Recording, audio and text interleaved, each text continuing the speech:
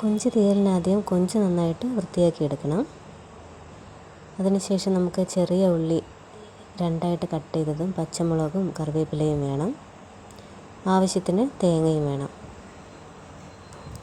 ആദ്യം തേങ്ങ നമുക്ക് ഇതുപോലെ വറുത്തെടുക്കണം. ചീനച്ചട്ടിയിൽ തേങ്ങ നന്നായിട്ട് നമുക്ക് വറുത്തെടുക്കാം. നല്ല മൂപ്പിച്ചെടുക്കാം.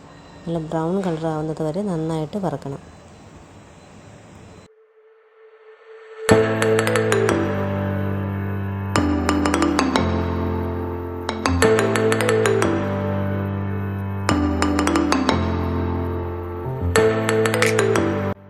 ഇനി നമുക്ക് കുറച്ച് മുളക് പൊടി ചേർത്ത് കൊടുക്കാം. എരിവിനനുസരിച്ച് മുളക് പൊടി ചേർക്കണം.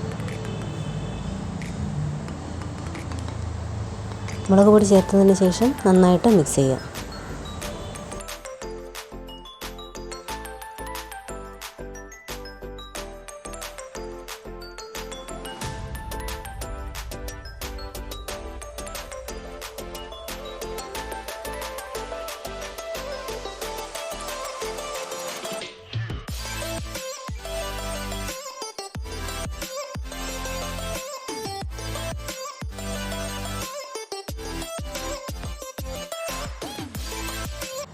ഇനി നമുക്ക് ആവശ്യത്തിന് മല്ലിപ്പൊടി ചേർത്ത് കൊടുക്കാം.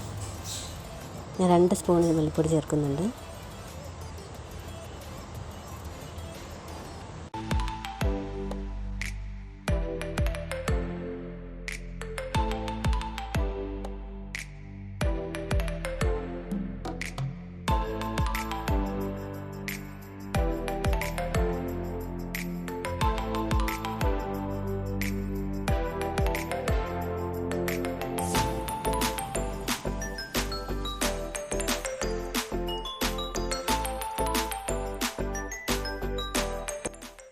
തേങ്ങ വറുത്ത് കഴിഞ്ഞിട്ടുണ്ട്. ഇനി നമുക്ക് ഈ തേങ്ങ വറുത്തതും ഉപ്പും പുളിയും ചേർത്ത് മിക്സിയിൽ അടിച്ചെടുക്കാം. ഇതുപോലെ അരപ്പ് റെഡി ആയിട്ടുണ്ട്. ഇനി ഈ അരപ്പിനെ നമുക്ക് ചട്ടിയിലേക്ക് ചേർക്കാം.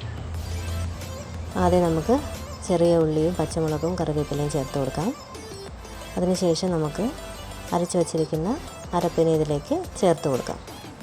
കുറച്ച് വെള്ളവും കൂടി ചേർത്ത് നന്നായിട്ട് ചേർത്ത് കൊടുക്കാം.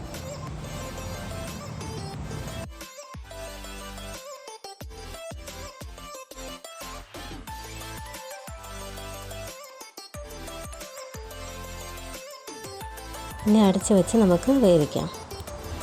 കുറച്ചൊന്ന് തിളച്ച് വരുമ്പോഴത്തേക്ക് നമുക്ക് ഉലുവാപ്പൊടി ചേർത്ത് കൊടുക്കാം.